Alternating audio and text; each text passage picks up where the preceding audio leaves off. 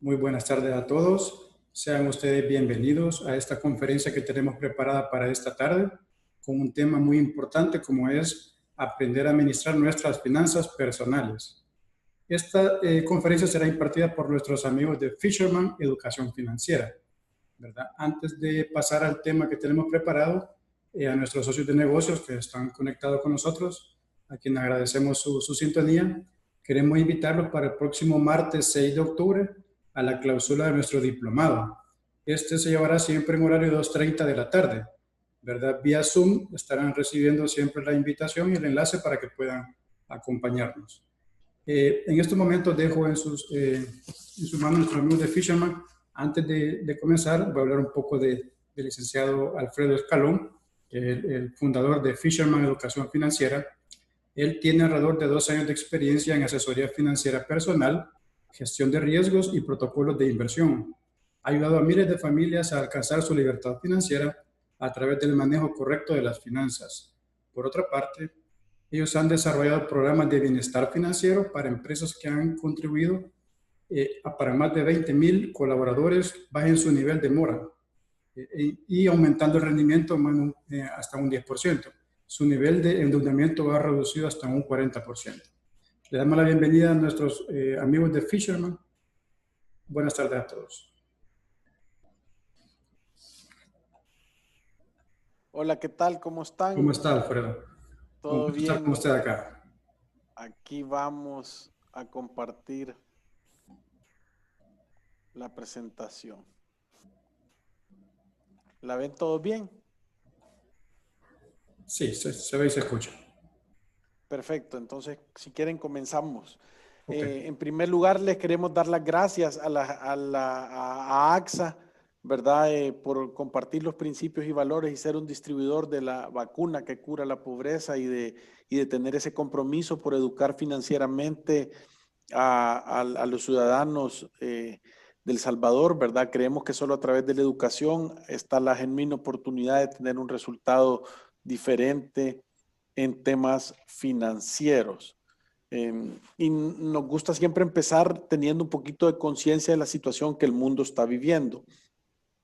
El mundo está asustado por el tema del COVID, ¿verdad? Y en realidad creemos que cuidarnos y tener buena salud es súper importante, pero no podemos dejar de ver el reto económico que viene por este paro repentino que tuvimos de cuarentena. De acuerdo a lo que nosotros hemos logrado ver y a la data que ahora existe, nos damos cuenta que verdaderamente las medidas de cuarentena que se tomaron van a tener un impacto más grande sobre la economía y el bienestar del mundo que en realidad lo que la enfermedad ha causado. Y siempre lo decimos que hay que tener un fino balance entre cuidarnos en la salud, pero también tener voy a decir, un plan concreto de cuidar la economía. A junio, al último día de junio, la Organización Mundial del Trabajo había reportado que se habían perdido en promedio 10 horas laborales por persona en el mundo, lo cual haciendo el cálculo representa una pérdida de 450 millones de puestos de trabajo en el mundo. Esto tiene un impacto en realidad en la economía grandísimo, ¿verdad? Porque al perderse esos 450 millones de trabajo, el porcentaje de pobreza extrema en el mundo creció del 5% al 15%, generando 770 millones en el mundo de personas que entran en el nivel de extrema pobreza. De acuerdo a estos números y de acuerdo a las cifras que se tienen en la ONU, en la parte demográfica de la Organización de Naciones Unidas, que le pega bien, quiere decir que este año, debido a la situación económica y debido al incremento de gente en Nueva Proveza, 27 personas en el mundo, 27 millones de personas en el mundo van a morir por falta de alimentación. Eso comparado contra, creo que no hemos llegado todavía en el mundo a 1 millón de muertos por el COVID, da una clara visión que la medicina ha salido mucho más cara que la enfermedad.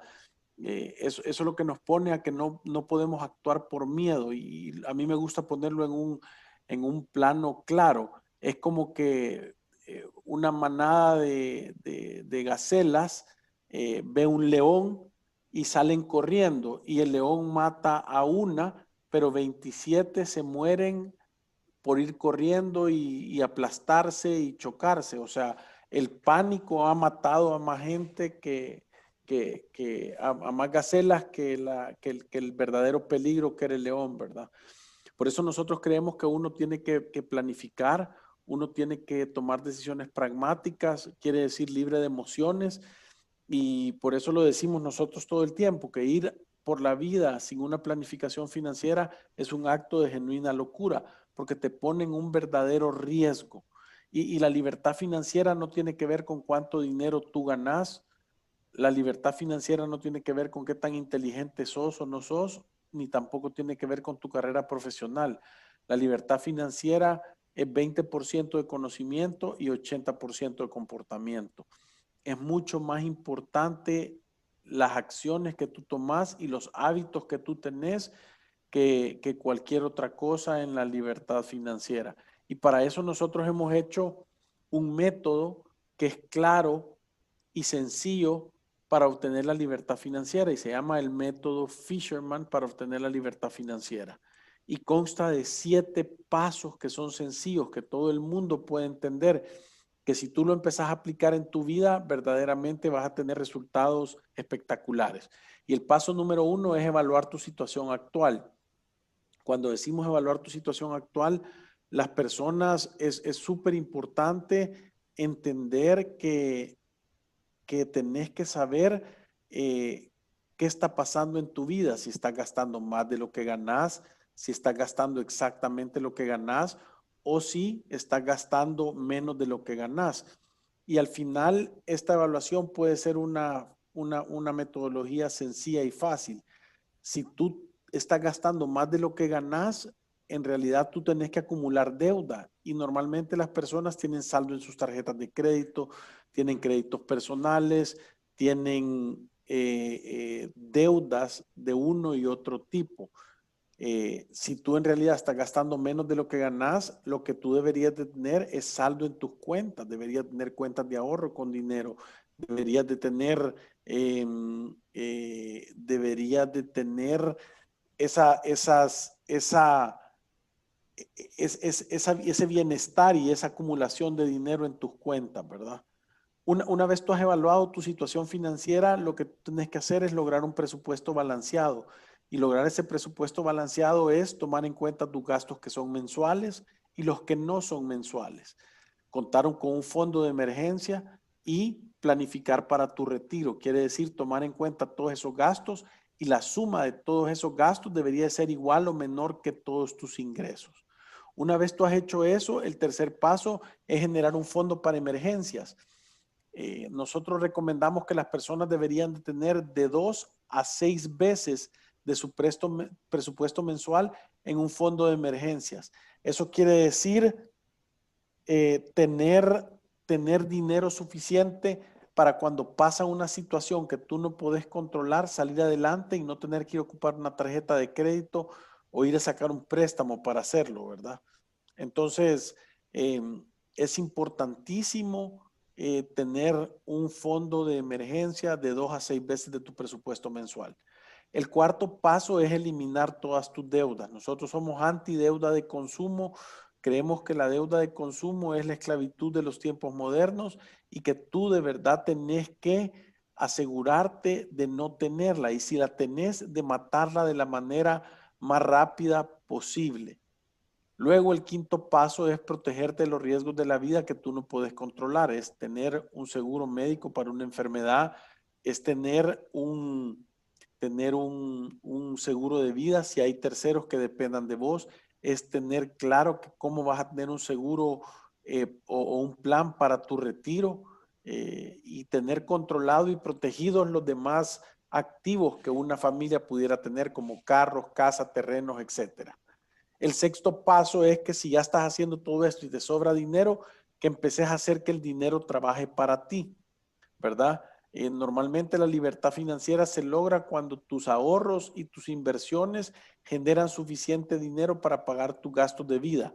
Entonces tú tenés genuina libertad financiera y ahí tenés que tú agarrar y ayudar y entender que una vez tenés cubiertas todas esas necesidades, el objetivo debería ser poder ayudar a los demás. Nosotros siempre hemos dicho que las personas que logran generar más dinero del que necesitan, la única justificación válida es tener más dinero, o sea, o poder ayudar a las personas que están cerca de vos en tu metro cuadrado y un poquito más allá.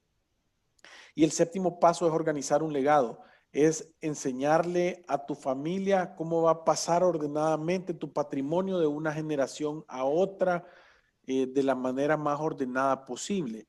Y no solo tener todo eso legalmente ordenado, sino también asegurarte que hay instrucciones correctas de cómo se debe de comportar la familia con respecto al dinero. Dejar dinero sin instrucciones a la siguiente generación es igual de problemático que no dejarles nada, ¿verdad? Entonces es importante tener un legado que esté compuesto de principios y valores correctos para que el patrimonio pueda pasar de una generación a otra de la mejor manera posible. Entonces, entrando a esta situación que hemos estado pasando con la pandemia, creo que parte de lo que tenés que evaluar es cuál es tu situación actual. Es saber si tus ingresos han disminuido, si has sido afectado. Alrededor del 65% de las personas que eran económicamente activas han sido afectadas por los ingresos, ¿verdad?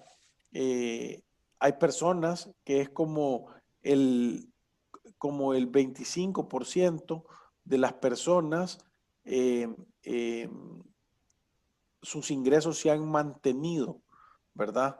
Han logrado seguir trabajando y seguir funcionando. Y como el 10% de la población, sus ingresos han aumentado en esta pandemia. La situación que se ha dado por una u otra razón los ha impactado de una manera positiva y sus ingresos se han visto aumentados. Entonces, dependiendo de eso, tú tenés que definir cuál es el presupuesto de acuerdo a tu situación. Entonces, si tus ingresos han disminuido o no tenés ingresos actualmente, en realidad lo que tú tenés que tener es un presupuesto de subsistencia. ¿Qué es un presupuesto de subsistencia? Es un presupuesto en el cual solo cuentas claves que son necesarias podés tomar en cuenta. ¿Cuáles son estas cuentas? Nosotros decimos la cuenta casa. La cuenta casa está compuesta de la luz, del agua, del teléfono, de la renta o de la cuota del banco que tenés que pagar, ¿verdad? Asegurarte que tenés un lugar seguro y bueno para llegar a descansar y que tu familia esté protegida.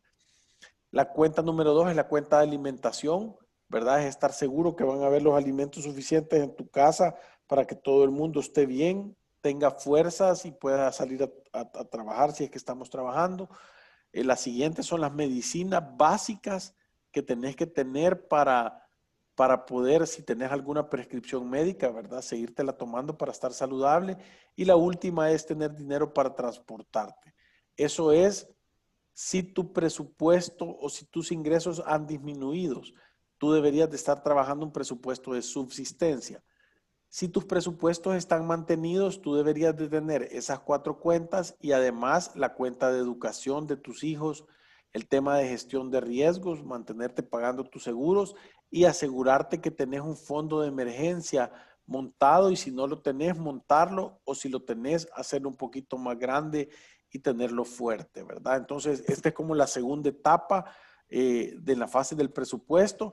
Y si tus ingresos han aumentado, puedes mantenerte haciendo tus inversiones, el entretenimiento, podés ir a pagar tus deudas o disminuirlas y estar con el tema de misceláneos. Esas son las cosas que tú deberías de tener controladas de acuerdo a tu situación y es la manera que tú te deberías de enfocar en el tema de tu presupuesto.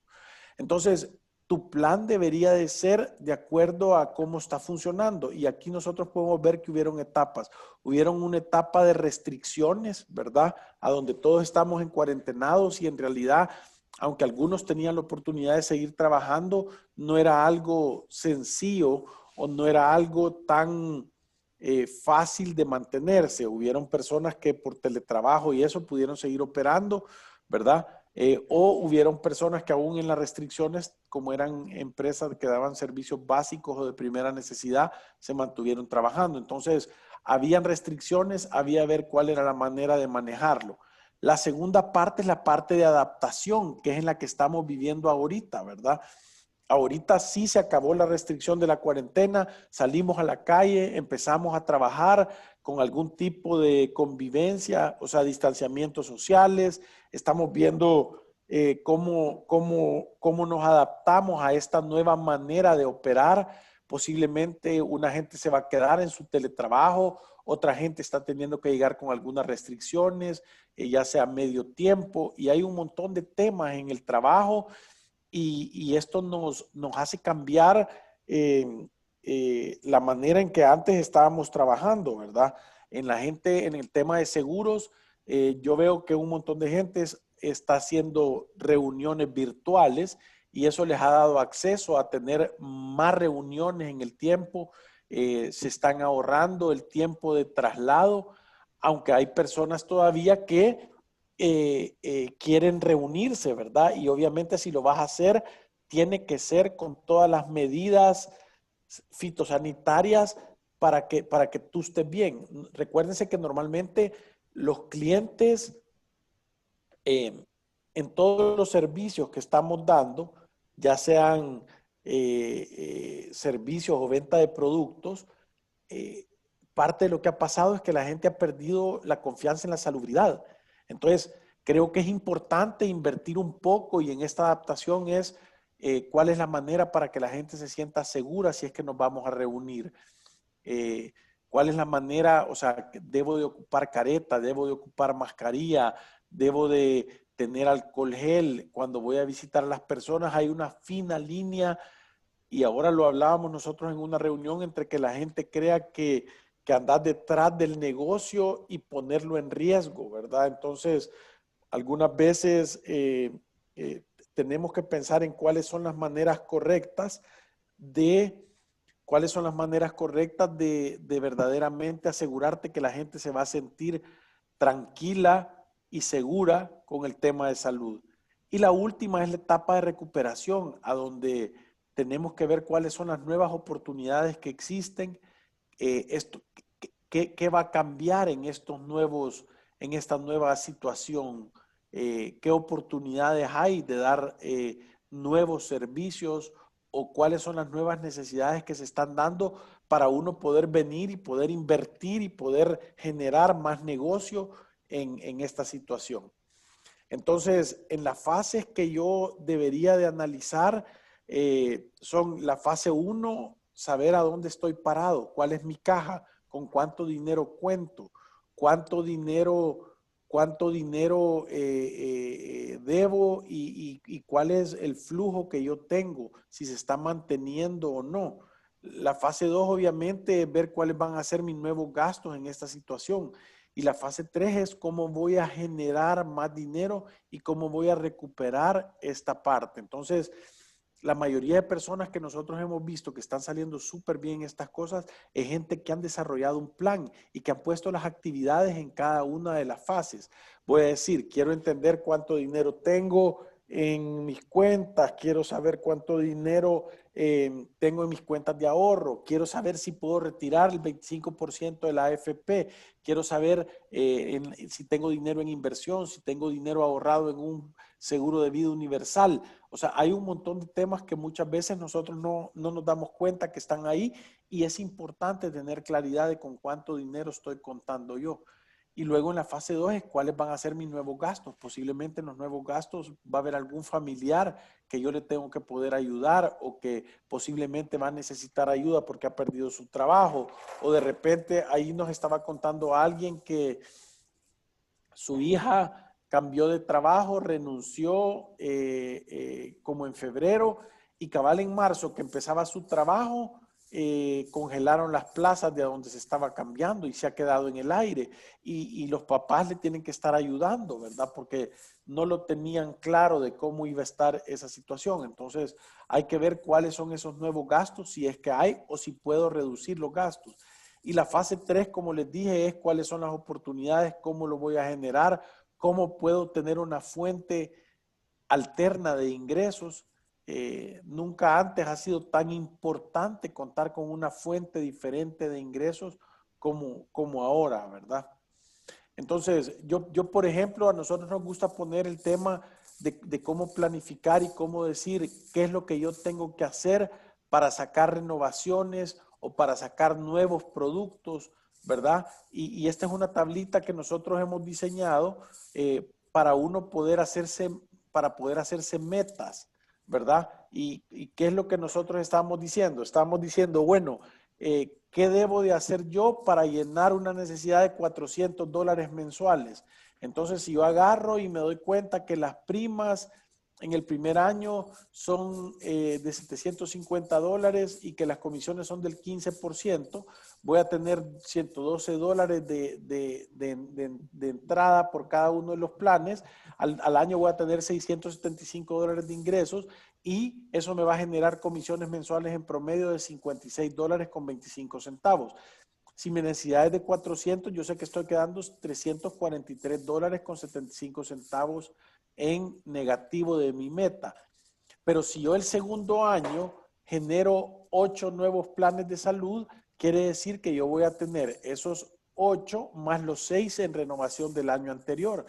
Si la prima ha incrementado un poco, porque algunas veces suben, entonces yo sé que va a ser 787 el promedio de prima y el promedio de comisión 118. Entonces me sube de 675 a 2.598 en primas y eso sube a $216 al mes, ¿verdad? Quiere decir que ya estoy $183 abajo de mi meta. Si yo el siguiente año hago 9, entonces ya tengo 23 productos renovando al 15%, son 826 el promedio, 124 de comisión, ya son 3.969 o 330 mensuales. Quiere decir que ya estoy en 69 y para el año 4, ¿verdad? Yo ya puedo tener con 8 más 31 productos que en promedio me dan $5.079, que ya son $423 al mes. Eso es ir creando una cartera de productos con una meta establecida. Claro, yo pudiera venir y pudiera decir, hey, yo en un año no me funciona, no voy a hacer 6 productos de salud al año, voy a hacer 6 productos de salud al mes. Y entonces cada mes puedo ir poniendo esa meta. Lo que quiero decir yo con esto es que uno tiene que tener una meta que sea medible y que uno pueda hacer un plan para ver cómo la va a alcanzar. Entonces es súper importante uno tener una planificación clara de cuál es el objetivo y cómo lo voy a lograr. Porque normalmente los gastos de personas que trabajan en la industria de seguros son ingresos variables. Voy a decir que en febrero yo tuve comisiones espectaculares de 2.000, en febrero se me vinieron para abajo, en marzo volvieron a subir, en abril bajan un poquito, en mayo vuelven a subir. Entonces, la responsabilidad que yo tengo que tener cuando yo tengo claridad de cuáles son mis gastos, es que yo sé cuándo mis ingresos han sobrepasado mis gastos y yo sé que tengo que guardar, tengo que planificar, guardar ese dinero en exceso para cubrir esta necesidad esta falta de ingresos que va a haber en el siguiente mes. Quiere decir que si mis gastos son $900 al mes y yo este mes generé $1.500, o sea, estos $600 los debería de tener yo para cubrir estos $300 que van a haber de gap, de diferencia aquí, de los $600 a los $900 que son de gastos. Entonces, cuando yo tengo excesos, debería de poder tener la claridad de estar cubriendo estos ingresos para poder rellenar todo esto y asegurarme que todos los meses voy a poder cumplir con mis necesidades, ¿verdad? Entonces, si vos tenés cubierto tu presupuesto mensual, lo que podés empezar a hacer es a crear tu fondo de emergencia. Nosotros tenemos un programa en la radio que se llama Finanzas para Todos en la 92.5 y lo tenemos en Spotify, también lo hacemos live streams de la prensa de Facebook, y también tenemos un canal de YouTube y ahí los pueden ver. Y yo lo he dicho todo el tiempo.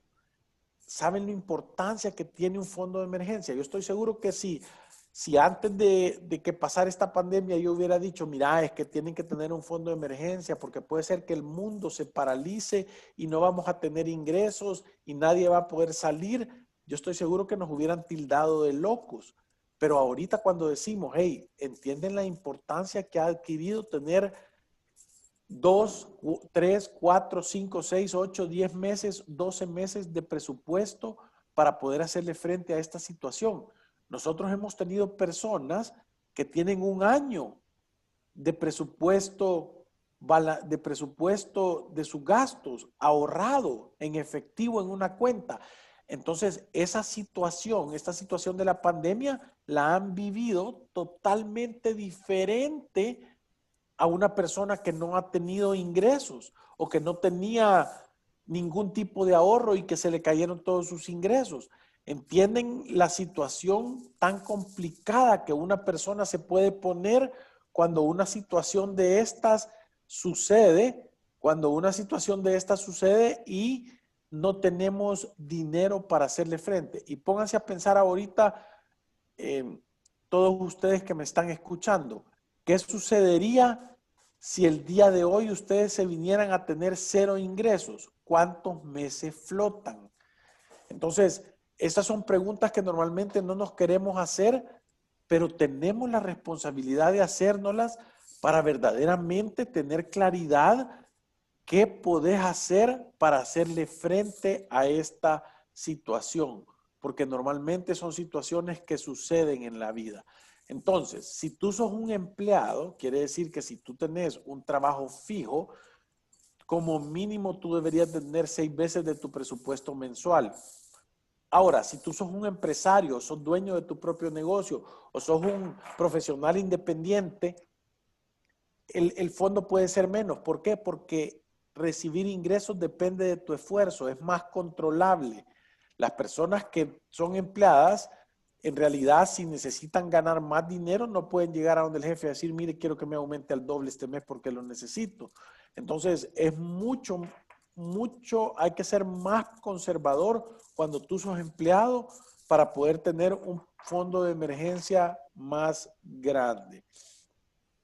Ahora, si no tienes ahorros, o sea, si de verdad no tienes un fondo de emergencia, tenés que buscar cuál es la manera alterna de hacerlo. Y yo aquí se lo mencionaba a personas.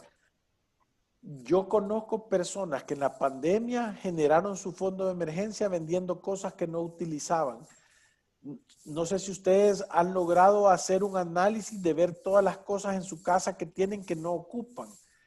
Yo el otro día estuve viendo una persona que había logrado hacer un fondo de emergencia de $800 vendiendo ropa usada en OLX, vendiendo zapatos, puso en Marketplace, en Facebook y en OLX, encontró una gente que ocupaba cosas y que revendía productos y de repente habían vendido y habían sacado $800 en zapatos que no se ponían, en carteras, en ropa,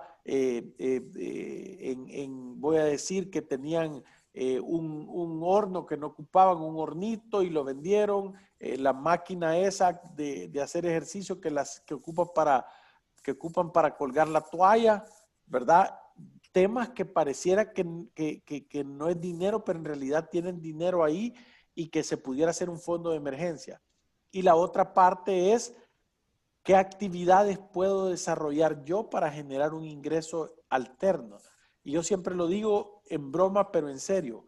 vendan ceviches, paseen perros, cuiden niños, corten grama, cualquier cosa que sea necesaria para generar un fondo de emergencia. A lo que me refiero es que uno puede ser creativo con las cosas que uno puede hacer para verdaderamente tener esa protección. Entonces, ¿qué son las cosas que yo debería de tratar de hacer? Y la número uno de consejo que yo digo es no tratar de no endeudarme. Fíjense que parte de lo que nosotros estuvimos recomendando mientras estábamos en esta cuarentena era no endeudarse, porque un montón de personas decían, mire, y con esto de que no tengo que pagar la luz o no tengo que pagar las cuotas, porque hubo un decreto presidencial que no se tenían que pagar, ¿qué me recomiendan hacer? Y el consejo que nosotros siempre dábamos era que si tú tenías el ingreso intacto, que te mantuvieras pagando tus obligaciones. ¿Por qué? Porque lo que pasa es que para adelante nosotros no veíamos que las cosas iban a mejorar. Entonces yo no, voy a poner el ejemplo. Yo, mi cuenta de luz me sale en $100 al mes y pasé 4 meses sin pagarla, son $400. Y esos $400 me lo van a descontar en los siguientes 24 meses. Son $16. Quiere decir que el día que yo regresé y que el decreto presidencial se cayó, yo voy a tener que pagar una cuenta de $116 de luz. Y posiblemente mis ingresos no van a haber aumentado, sino que van a haber disminuido. Entonces, parte de lo que nosotros estamos diciendo y lo que nosotros le estamos recomendando a la gente es, tú no vas a salir de esta situación financiera complicada endeudándote. No es prestando dinero, es reduciendo los gastos y generando más dinero. Cada dólar que tú prestes es un dólar que más adelante vas a tener que pagar. Y solo hagan este ejercicio mental. Si yo pido prestado $1,000 ahorita y me los dan, posiblemente yo voy a tener que pagar voy a decir unos $1,200, $1,500 en un año, ¿verdad? Entonces, pónganse a pensar que dentro de un año, dentro de un año y medio, dentro de 2 años, ustedes van a tener que haber generado $1,000 más o haber reducido sus gastos en $1,000 para poder hacerle frente a esa deuda, porque ustedes están gastándose dinero del futuro. Entonces, a mí no me hace sentido porque yo ahorita volteo a ver y digo, la situación financiera del país, yo creo que va a estar más complicada, no va a estar mejor. No es que yo ahorita voy a venir y voy a decir, no, yo para adelante veo espectacular, que todo va a estar bien. Entonces, es importante hacerles conciencia a toda la gente que la única manera de salir adelante de esta situación complicada es reduciendo los gastos, quiere decir apretándote y dejando de gastar. Y la 2 es generando más dinero. La deuda no te va a sacar de problemas. La deuda te puede aliviar el flujo. Si a mí alguien viene y me dice, mira, Alfredo, fíjate que yo estoy complicado ahorita, pero en 2 meses tengo este contrato que es completamente seguro que me va a aumentar 100% mis ingresos y ahorita necesito pagar. Entonces yo digo, sí, vale la pena que prestes ese dinero y que después lo pagues porque va a haber de dónde. Pero si vos no logras ver que tus ingresos van a mejorar, no te endeudes. Es importante que en estos momentos ajustes tu presupuesto para mantenerte alejado de la deuda, porque tenés que tener claro que todo lo que prestes lo vas a tener que pagar más adelante. La otra cosa importante es analizar si vos tenés, y esto les puede servir para ayudar y asesorar a sus clientes, es en tu gestión de riesgo. ¿Cuál es el orden de las cosas que tú deberías de tener pagadas si estás pasando una situación complicada? Los 2 celestes claros son los más importantes. Es preferible dejar de comer un tiempo al día que perder su seguro médico. ¿Por qué? Porque es que las posibilidades de enfermarte son altas. Entonces es súper importante que vos te mantengas pagando ese seguro y que hagas todo el esfuerzo para mantenerte pagando el seguro. El segundo importante es el seguro de vida, obviamente menos importante que el seguro médico, pero sí es importante tenerlo claro. En la gestión de riesgo siempre nosotros decimos que si vos sos mayor de 18 años, deberías de tener un testamento claro y ordenado. Es importante tener eso en orden. El cuarto en importancia es el retiro, ¿verdad? O sea, si vos estás bien, o sea, deberías de seguirlo pagando. Si tú tenés un plan alterno a la AFP y no te han complicado en tus ingresos, entonces te deberías de mantener pagándola. Pero esos son los que vos deberías de mantenerte. Si estás complicado, obviamente el seguro del vehículo y daños, esos son los que menos importancia tienen, ¿verdad? Entonces, ante una amenaza vale la pena evaluar cuál es tu estructura, qué es lo que deberías de hacer todo el esfuerzo de seguir pagando y los que de verdad, si estás apretado, poder cancelar en ese momento. Entonces, ustedes que son asesores de seguros, es importante tener la claridad en la importancia de los productos. Yo conozco a un montón de gente que tienen asegurado su carro y no tienen un seguro médico, como que el carro fuera más importante que el piloto. Entonces, yo creo que sí es importante mantenerte con estas prioridades.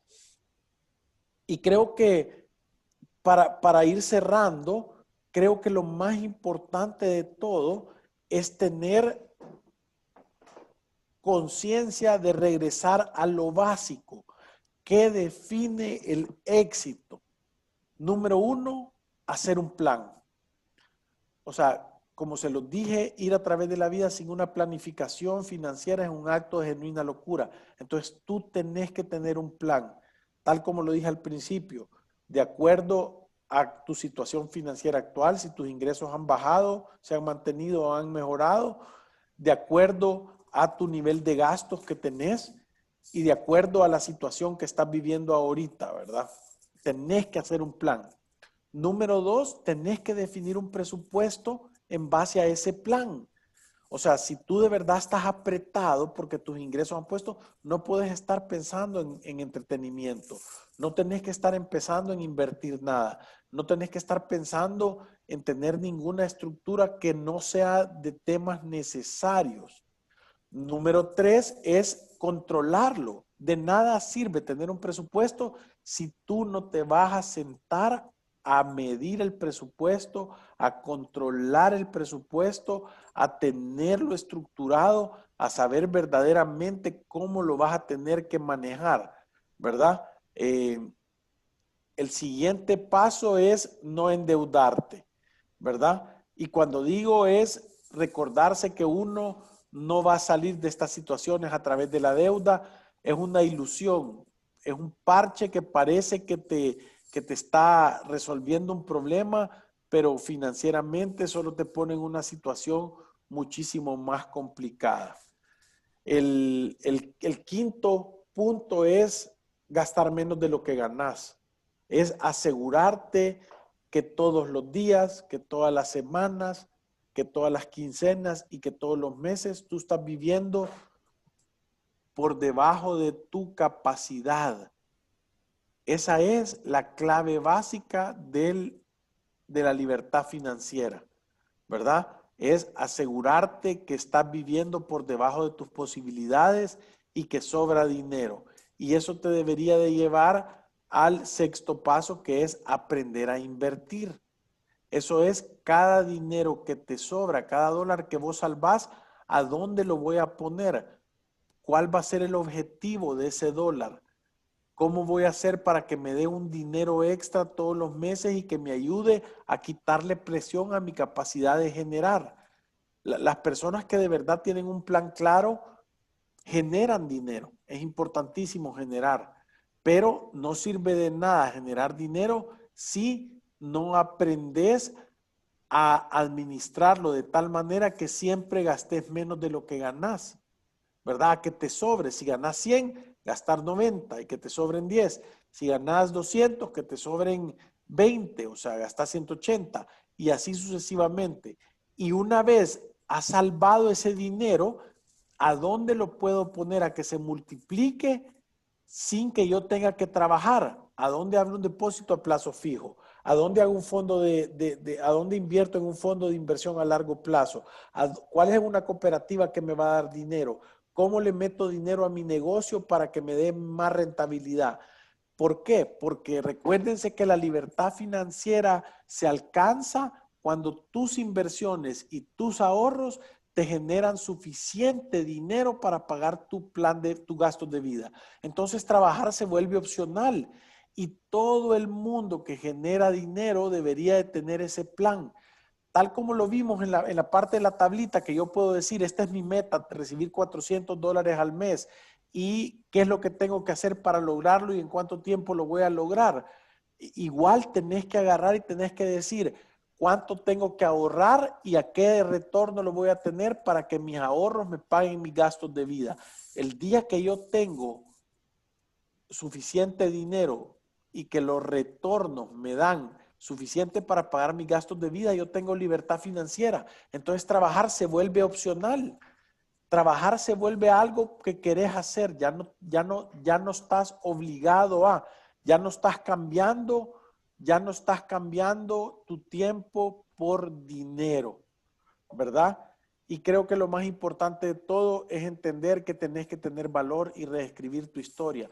No puedes permitir que, que tu destino financiero te lo limite o te lo digan de acuerdo al gobierno que está o de acuerdo a un partido político o de acuerdo a la situación financiera o económica del país o de acuerdo a si hay una tragedia de clima o un terremoto o un huracán.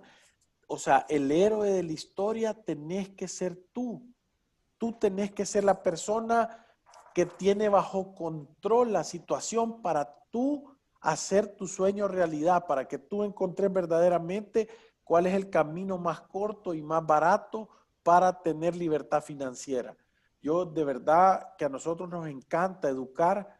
Tenemos programas para toda la gente, desde horas de consulta hasta planificaciones financieras de 1 año y medio, que vale la pena educarse, porque el éxito no pasa por arte de magia.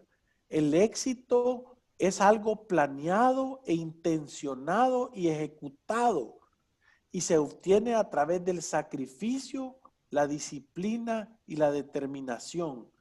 Entonces, si ustedes están dispuestos a hacer eso, no importa quién esté en el gobierno, no importa cuál es la situación del país, no importa si hay temas de clima o no, no importa si hay pandemias o no, ustedes van a tener control y libertad financiera y van a tener una genuina oportunidad de hacer sus sueños realidad.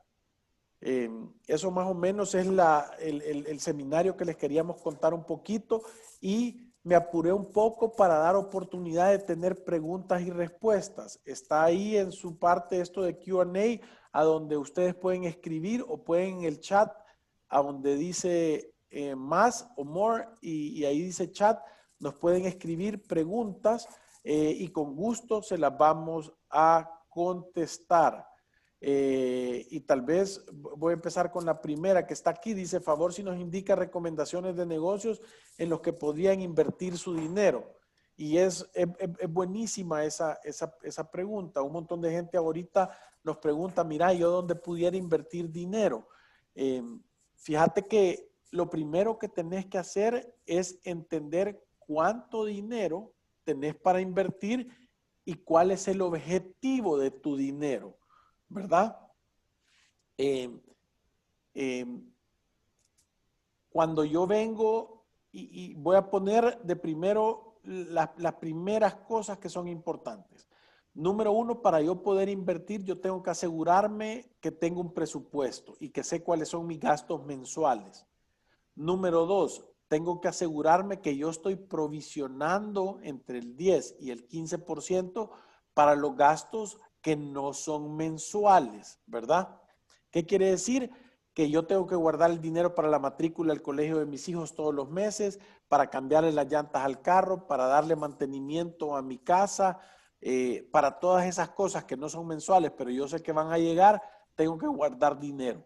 Número 3, tengo que guardar el 10%, el 5% para mi fondo de emergencia. Y número 4, yo debería de estar guardando el 10% de mis ingresos como plan alterno a las AFPs. Si yo tengo esas cosas, entonces yo puedo empezar a invertir. Si no las tengo, es importante ir a hacer eso. La otra cosa importante, si yo tengo deudas de consumo, no hay mejor inversión que irlas a pagar. Nada les va a dar el retorno que están pagando ustedes por ese costo. Entonces, si yo tengo esas cosas, entonces yo estoy listo para invertir. ¿Qué es lo primero que yo debería de hacer? Es cuánto dinero tengo para invertir. Es diferente si yo digo, mira, a mí me sobran $100 al mes, que si yo digo, mira, fíjate que yo vendí una casa y tengo $50,000 para invertir. Porque lo primero que yo debería de hacer es asegurarme qué es lo que yo quiero lograr con mi inversión. ¿Quiero multiplicar ese dinero? ¿Quiero invertir ese dinero para tener una renta fija todos los meses? ¿O quiero venir y quiero decir, mira, fíjate que yo lo quiero multiplicar, pero todos los años lo quiero sacar? Entonces voy a poner las cosas que son básicas. En primer lugar, a mí me gustan los fondos de inversión que hay ahora en El Salvador. Hay varios bancos que lo tienen, ¿verdad? Que creo que vale la pena verlo. Ahí hay fondos de crecimiento y de liquidez en Atlántida Capital, en SGB y en el Banco Agrícola. Entonces ustedes pueden venir y pueden guardar algo de dinero ahí. Y hay fondos de liquidez y hay fondos de crecimiento. Entonces, eso es una parte. De ahí depósitos a plazo fijo en bancos, ¿verdad? Esa es otra. Después de eso, pueden venir y pueden decir cooperativas de ahorro y préstamo. Yo he visto cooperativas que dan hasta el 10% de retorno anual para aportaciones, ¿verdad? Entonces, eso es otra cosa. Y luego después puedo empezar con inversiones un poquito más sofisticadas, como acciones, cómo invertir en la bolsa, cómo invertir en productos como en LETES o CETES o certificados de inversión por ejemplo, yo he visto en la bolsa de valores que ahí te salen certificados de inversión a mediano y a largo plazo que dan el 7, el 8%. Entonces es importante entender para dónde ponerlo. Y la otra cosa es entender cuál es el riesgo que yo estoy tomando al momento de invertir. Entonces, Leticia nos pregunta, ¿dónde es más confiable invertir mi dinero? Y todo depende de qué querés invertir y cuál es tu objetivo, ¿verdad? Si tú quieres algo de renta fija, entonces yo me metiera en un tema de depósitos a plazo, donde yo sé que todos los meses voy a tener. Ahora, si yo tengo algo de dinero, tal vez puedo comprar un local o un apartamento y puedo tener una rentabilidad. Las bienes raíces son buenas, ¿verdad? Y nos gustan. Entonces, más o menos eso es lo que yo les quiero explicar a todos los que están hablando de inversión. Número uno, me tengo que poner en la situación para poder invertir. Y número dos, creo que es importante entender cómo voy a diversificar el monto y cuál es el objetivo. Y aquí hay otra pregunta de José Reyes que nos dice, buenas tardes. En nuestro caso, si nos puede recomendar cómo ordenar los ingresos, ya que al ganar comisiones, no de todas las compañías es igual y no de todos los meses es igual. Si hay un método o herramienta para ordenar los ingresos y saber a cuánto ascienden. Gracias. Sí, es súper importante, José. Yo creo que voy a regresar a un tema que está aquí, ¿ve? Entonces, te voy a poner el ejemplo. Esto es lo que te está sucediendo a vos. No todo te entra todos los meses y entra de diferentes compañías. Entonces, tú tenés que tener un Excel, un pequeño Excel, que es como esta tabla que está aquí, en la cual tú puedas poner cuáles son tus productos, de dónde vienen, cuáles son las comisiones que ganás, cuál es la prima. Y aquí es un simple multiplicador en el que dice el número de productos, o sea, el número de productos, o sea, la prima por el porcentaje te da la comisión. Y la comisión por el número de productos te da el total que tú vas a recibir. Entonces tú puedes empezar a proyectar esas cosas. Y lo que tú deberías de estarlo chequeando es si está pasando. Es como conciliar tu cuenta bancaria, ¿verdad? Tenés que asegurarte que estás revisando todo este tiempo. Por el lado de los gastos, debería de asegurarte de tener un presupuesto y estarlo chocando todos los meses de que los gastos que estás haciendo se están o sea, que los gastos que haces se comportan como lo que vos has dicho que vas a tener, ¿verdad? Aquí hay otra pregunta de Mauricio que dice, ¿por qué no le han dado capacitación tan importante a ejecutivos del gobierno? Y fíjate que es un buen comentario, Mauricio, porque yo lo veo normalmente. Esto sucede en los gobiernos, sucede en las empresas y sucede en las personas y familias. Poca gente entiende verdaderamente. A todos nos educan cómo generar dinero, pero a nadie nos enseñan cómo cuidar el dinero que ganamos y cómo asegurarnos que ese dinero nos va a producir suficiente para no tener que seguir trabajando. Entonces, yo creo que es súper importante tener esa educación. Por eso es que los países desarrollados o los países ricos les va bien, porque el gobierno gasta menos de lo que genera. Las compañías gastan menos de lo que generan y las familias y las personas gastan menos de lo que generan. Entonces, solo a través de la educación podemos salir adelante. Por eso es que nosotros estamos tan contentos con AXA que patrocina este tipo de seminarios, porque en realidad lo que estamos aprendiendo es a vivir por debajo de nuestras posibilidades. Y no importa qué gobierno esté, qué partido esté o cuál sea la situación. Si tú en tu casa gastas menos de lo que tú generas y tenés un orden, a ti te va a ir bien, independientemente si vivas aquí, si vivas en Estados Unidos o si vivas en Somalia. Tú lo que tenés que asegurarte que en tu casa exista un orden, que nadie pide prestado y que siempre gastes menos de lo que ganas. Manuel también nos dice, ¿recomiendan aventurarse a adquirir una vivienda con un préstamo en estos momentos?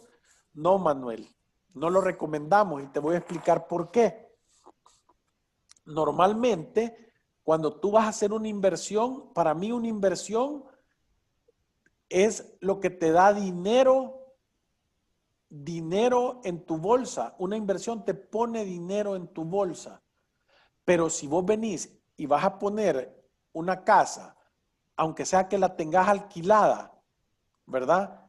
Y tú vas a venir y vas a pagar un préstamo y el préstamo es mayor que la cuota que te está tocando pagar, en realidad esa no es una inversión. Ahí el único que hace dinero es el banco, porque tú estás pagando un montón de intereses. Es mucho mejor empezar a invertir en un fondo de inversión, ¿verdad? Empezar a guardar dinero y cuando tenés una gran cantidad de dinero que se ha multiplicado, entonces vas a comprar tu casa en efectivo. Es mejor empezar con una compañía, con una casita pequeña. La puedes arreglar, la puedes vender y después ir dando brincos en ese momento. Aquí hay otra pregunta que dice, ¿recomienda invertir en las cooperativas? Sí, a mí me gusta la estructura solidaria, ¿verdad? Y creo que aquí me están quitando las preguntas, pero aquí las estoy viendo. Entonces, no, ahorita no recomendamos nosotros ese tema, pero invertir en cooperativas sí me parece súper bueno. Lo único que hay que pedir los estados de resultados de las cooperativas, ver a dónde están invirtiendo ellos el dinero, ver en qué lo están ocupando, ¿verdad? Y eso te va a ir dando claridad de dónde vas a invertir. Es importante hacer un análisis de la compañía, ¿verdad? Aquí hay otra pregunta que Miguel nos dice, ¿se puede desarrollar un plan paralelo y asignar un monto para el ahorro para emergencias, planes de inversión a corto plazo y cumplir con las obligaciones presupuestarias?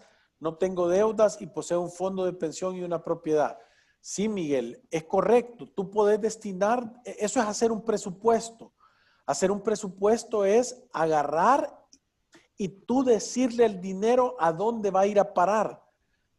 O sea, en lugar de estar todos los meses viendo a dónde se fue. Es decirle, vaya, y a mí me gusta esta fórmula del 75-25. De cada dólar que vos ganás, 75 centavos los ocupás para vivir. Y con los otros 25 centavos, haces tu ahorro de emergencia, provisionás para tus gastos que no son mensuales e invertís para tu retiro. Si ya llegaste en la edad de retiro, acumulás dinero para poder comprar propiedades o para poder hacer cualquier tipo de inversión, ¿verdad? Pero eso es hacer un presupuesto, es asegurarte que tú le decís al dinero a dónde va a ir y cómo se va a comportar. Ángel nos dice, para invertir en la Bolsa de Valores de Estados Unidos, ¿recomiendan algún broker por internet en especial o recomiendan hacerlo a través de la Bolsa de Valores local? Fíjate que yo he visto que en la Bolsa de Valores locales hay algunas casas que ofrecen algunas acciones, pero no hay un gran universo de acciones que tú tenés para poder invertir. Entonces yo creo que lo mejor es averiguarte quién te puede ayudar a abrir una cuenta de inversiones afuera. Lo complicado es de que los brokers que aceptan clientes internacionales te ponen montos algo altos. Sé que hay una plataforma que se llama Robinhood, que si tú tenés un Social Security en Estados Unidos o tenés algún familiar, te puede abrir una cuenta en Robinhood y no cobran comisiones hasta, solo si tenés arriba de $100,000 invertidos te cobran comisiones. Entonces, es algo que pudiera funcionar. Ahora, nadie te asesora ahí, ¿verdad? Y entonces tenés que prepararte porque, o sea, es fácil perder dinero en la bolsa si uno no sabe lo que está haciendo. Yo le recomendaría que hay unas aplicaciones que son virtuales. Es como un juego. Y varios de estos lo tienen, que vos empezás a hacer de caso que pones $1,000 y empezás a comprar y a vender acciones para ver cómo te va. Y no estás haciéndolo con dinero real, solo es como un simulador para darte cuenta de verdad si te está yendo bien o si tú entendés. Y la otra cosa que yo les voy a decir es métanse a leer y a estudiar y a ver todos los videos de inversión que existen. Hay unos videos que se llama El Arte de Invertir, que a mí me gustan, yo los veo bastante. Es un canal en YouTube que es bueno, ¿verdad? Y ahí dice María Eugenia, nos dice, ¿cómo saber si una cooperativa está autorizada para financiera y cuál es la opción de ingresos en la superintendencia para conocer más de la cooperativa? Hay una cosa que se llama Asociación de Cooperativas Salvadoreñas, que se llama ASAFCOOP, creo que se llama, que es a donde todas las cooperativas no están reguladas por la Superintendencia del Sistema Financiero.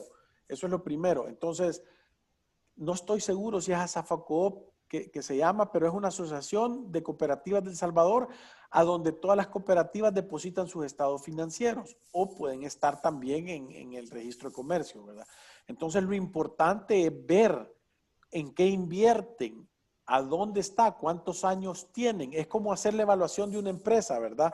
Es quiénes son los miembros de la junta directiva, cuál es la experiencia que tienen.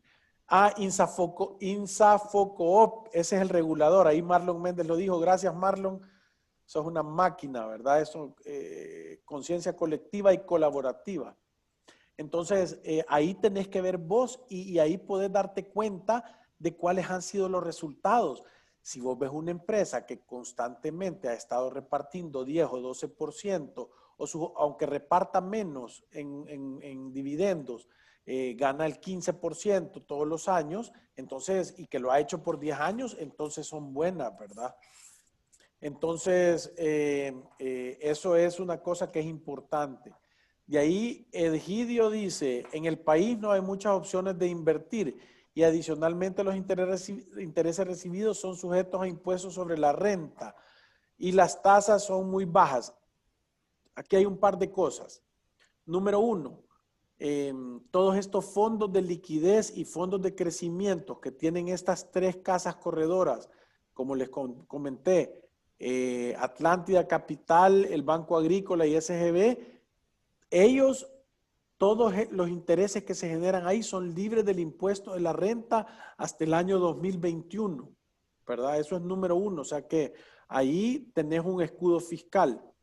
Número dos, ahora las AFPs han hecho un tema de ahorro voluntario que tiene un retorno como del 5%, pero es deducible del impuesto de la renta hasta el 10% de tu declaración. ¿Qué quiere decir esto? Y pónganle coco a esto, que esta es una buena oportunidad. Quiere decir que si tú, voy a decir al año, pagás $1,000 de impuestos, tú podés invertir $100 al año en aporte voluntario y es libre del impuesto de la renta. O sea que eso te sube tu retorno de inversión del 5 a más o menos el 15%. Entonces, todos los años tú puedes aportar voluntariamente a las AFPs y ese dinero te lo deducís del impuesto de la renta. ¿Qué quiere decir esto? Que si tú tendrías que pagar $1,000 al año en impuesto de la renta, entonces $100 de eso ya no lo pagas al impuesto de la renta y los metes en la AFP. ¿Se entiende? Entonces, eso sí creo que las AFP son confiables para invertir, son súper confiables porque ahí cada cuenta está a tu nombre, es tuya, es propia tuya. A mí muchas veces me preguntan temas de las AFPs y lo que sucede es que no nos tomamos el tiempo suficiente para entender cómo funcionan, pero yo estoy 1000 veces más a favor de tener una cuenta a mi nombre y que yo tengo la inversión metida ahí que tenerlo en un fondo común que el gobierno decide qué hacer.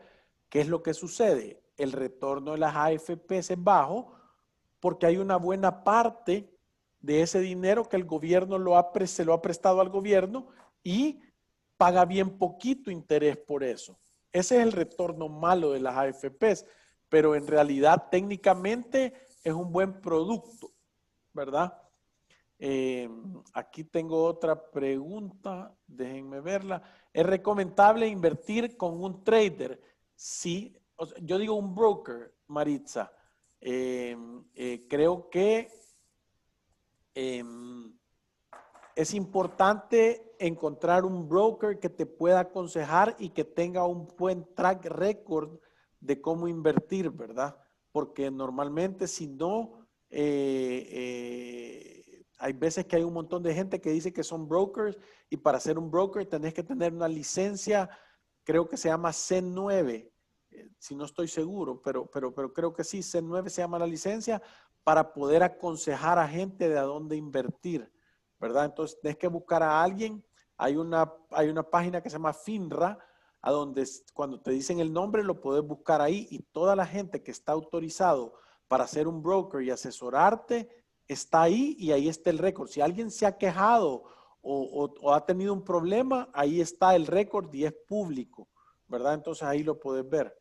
De aquí hay alguien anónimo que nos dice, ¿qué tan conveniente sería para nosotros que trabajamos de forma independiente continuar cotizando en las AFPs considerando la incertidumbre que hay en nuestro país respecto al tema de pensiones? Creo que yo en la parte de cotizaciones voluntarias no estoy seguro si lo hiciera, porque creo que hay otras opciones más convenientes para el retiro de ustedes. Pero esta aportación voluntaria que se llama 5 Plus en Confía, yo eso sí lo hiciera porque es dinero, vaya, en lugar de irlo a pagar al impuesto de la renta, tú lo invertís, es que es una locura no hacerlo. ¿Y cómo se calcula? Es el 10% de tu impuesto sobre la renta, lo podés invertir en la AFP y te cuesta cero. ¿Me entendés? Entonces, te va a dar un retorno del 15%, es espectacular. No vas a hallar un retorno tan bueno como ese. Entonces, y eso, si tú te metes a la página de las AFPs, las tienen las dos, te dicen que lo invierten tanto afuera, tanto en Costa Rica, tanto en no sé dónde. Ya son cosas que no son todas prestadas al gobierno, ¿verdad? Y aquí hay otro que dice, ¿a dónde aconsejan no invertir? Que parece bueno, pero que no lo es a simple vista. Miren, todas estas cosas de criptomonedas, toda esta cosa de Forex, todo eso de divisas que te prometen que vas a ganar el 20% al día, yo esas no les creo. Yo me gusta más despacito, poco a poco. Yo sí creo que eso es mucho mejor. Entonces, yo las cosas que no entiendo, no me gusta invertir en ellas. Y yo le pido a la gente que me ofrece una inversión que me lo explique de tal manera que yo se lo pueda explicar a un tercero, ¿verdad? Entonces, yo sí creo que es importante entenderlo verdaderamente. Si yo no entiendo el producto, no invierto ahí, ¿verdad? Entonces, no inviertan en nada que ustedes verdaderamente no entiendan. De ahí Marlon nos dice, antes de invertir en una institución financiera local o internacional, ¿recomienda revisar la calificación de riesgo que tiene dicha institución? Sí, Marlon, es importantísimo entender no solo la calificación, sino que quién los calificó, ¿verdad? Que sea una calificadora de riesgo conocida, ¿verdad? Es súper importante eso. Aquí hay alguien dice, ¿cómo conocer el récord del broker de bolsa? La superintendencia del sistema financiero no regula a los brokers de bolsa. Vaya, esto es importante. Si vos estás haciendo una inversión en la bolsa de valores de Estados Unidos, la página esa que se llama FINRA, ahí podés revisar el track record de cada broker. Si vos estás invirtiendo en la bolsa de valores del Salvador, tenés que tener una casa autorizada, ¿verdad? O sea, tiene que haber una gestora de inversión que tenga una licencia. Esa sí la regula la superintendencia. La superintendencia sí regula todas las casas corredoras de bolsa del Salvador y ellos las aprueban, ¿verdad? Entonces, si es aquí en El Salvador, la superintendencia te tiene que asegurar que tenga la calificadora y que tiene la licencia para trade en la bolsa. Si es afuera, en la página de FINRA te dice el broker que está funcionando. Dice, ¿son recomendables las inversiones en State Trust? Yo conozco la compañía, a mí no me parece tan buena, me parece cara, ¿verdad? Entonces hay que entender un poquito bien esa inversión. Yo las he visto algunas veces y en el tiempo que he visto la gente no le pegan a los resultados que tienen. Es una manera de ahorrar, es una manera cara de ahorrar, ¿verdad? Entonces a mí sí no me gustan mucho. Si nos hablas a nuestro celular y ahí está el 7802-4368 y nos decís exactamente qué producto, te podemos decir exactamente qué son las cosas cuáles son los productos que nosotros hemos visto que sí funcionan y cuáles no. Vean, los planes de retiro los siento carísimos, Karen. De aquí tenemos otra cooperativa. Dice, ¿qué cooperativa recomienda para invertir? Pues hay muchas. Fíjate que yo en lo personal, he visto una cooperativa que se llama Coaspae y he visto una que se llama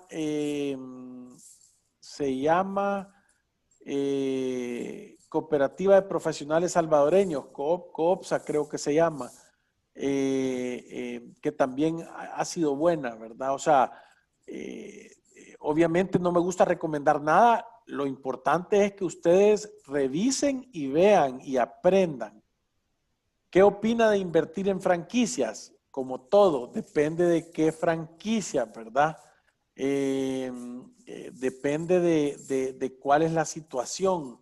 Depende de en qué negocio y cuánto dinero vas a invertir en la franquicia.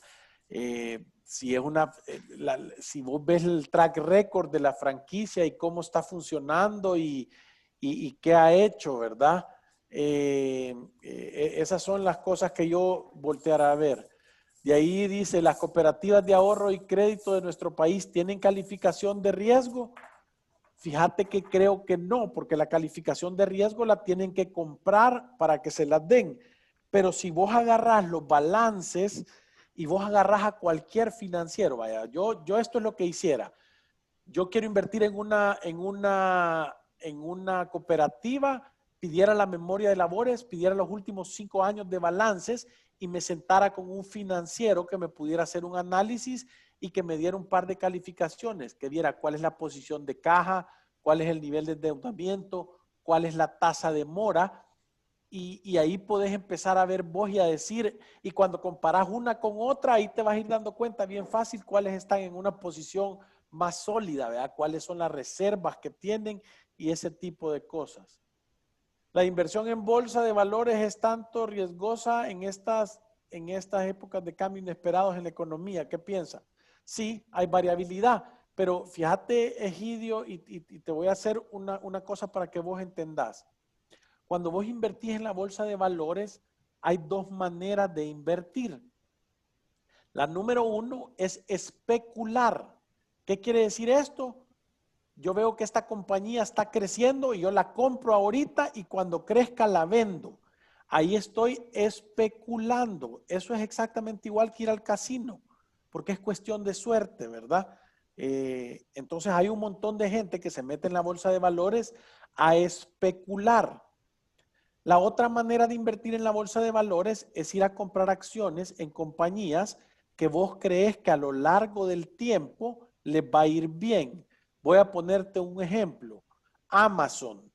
Amazon es una empresa que está creciendo, es de las empresas más grandes del mundo, tiene servicios de distribución, está entrando a más países cada vez y cada vez la gente está más acostumbrada a comprar en las plataformas de e-commerce.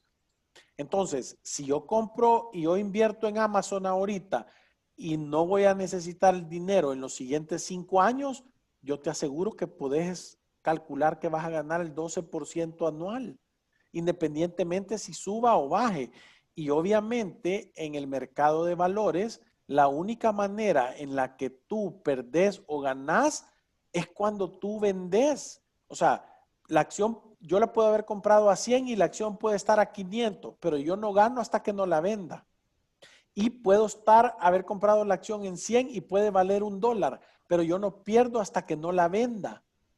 Entonces, si yo tengo el tiempo de esperarme, estoy seguro que va a funcionar, ¿me entendés? Por eso es que yo creo que si vos me decís, me gustaría ir a especular a la bolsa de valores, yo te puedo decir casi con seguridad que vas a perder dinero. Ahora, si vos me decís, quiero invertir en unas 4 o 5 buenas compañías que tienen 100 años de estar ahí y que todos los años han ido creciendo y que ahorita en la situación que estamos viviendo en el mundo son empresas que dan servicios que de verdad sirven, entonces voy a ponerte Microsoft, Apple, Intel, la compañía de microprocesadores, IMC, compañía de microprocesadores, son empresas que yo creo que van a crecer en los siguientes 5 años, ¿verdad? Dice, COSAVI tiene buenas tasas de depósito. Sí, es correcto. Las cooperativas normalmente dan mejores tasas que los bancos. ¿Conoce la red social eToro y qué opinión tiene al respecto? No la conozco, esa red social. Ya me voy a meter a verla, Marlon.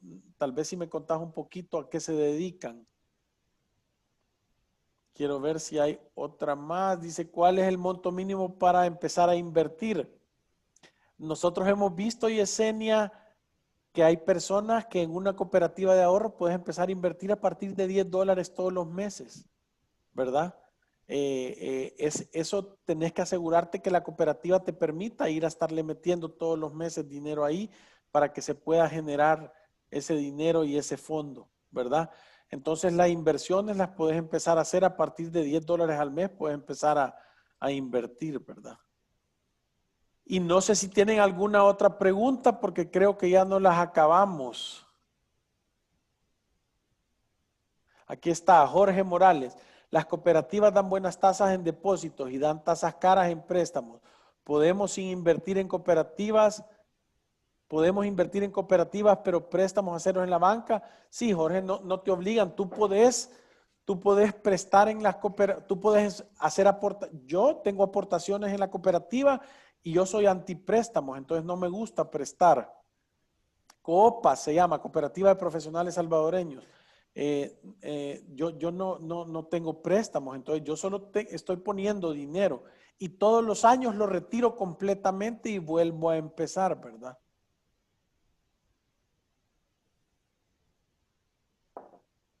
¿Qué opino de los depósitos a plazo fijo? Dice Jacqueline, creo que a mí me gusta si tenés depósitos a plazo fijo, yo creo que debería de buscar tasas que anden entre el 5 y el 6%, ¿verdad? Hay cooperativas que los puedes conseguir. Creo que uno debería buscar plazos de 6 meses por lo menos para que sean rentables, y creo que debería asegurarme que la institución que lo esté poniendo tenga la garantía del depósito de garantías, ¿verdad? Del Instituto de Depósito de Garantías, que te cubre hasta $10,000. Cualquier depósito abajo de $25,000 no te retienen impuestos sobre la renta. Entonces, yo lo tuviera así para yo asegurarme de que yo lo voy a que yo lo voy a tener controlado, ¿verdad? Para asegurarme que la tasa de verdad es buena. Coop 1 dicen que es una cooperativa buena, dice Jorge Morales. Entiendo que las cooperativas no están reguladas por la superintendencia, es correcto. INSAFOCOOP es el ente que regula y que dice eso.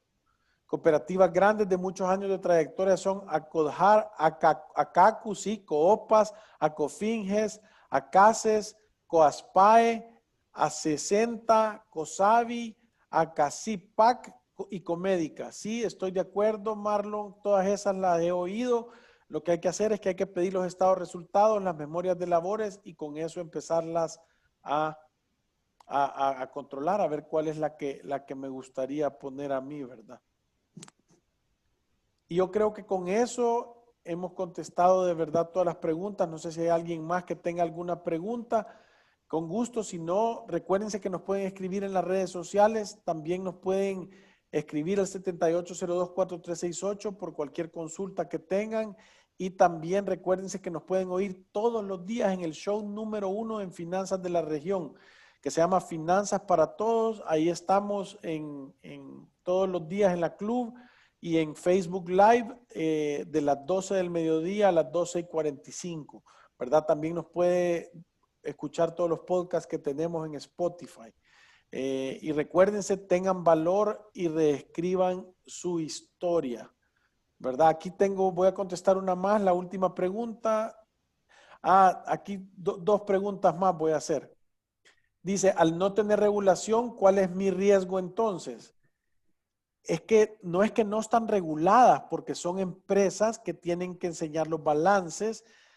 Lo que pasa es que tú tenés que analizar el riesgo y cuál es la situación financiera de la empresa antes de ir a poner. Entonces, lo que tú tenés es la obligación de tú evaluar la situación. Por eso es que es importante entenderlo.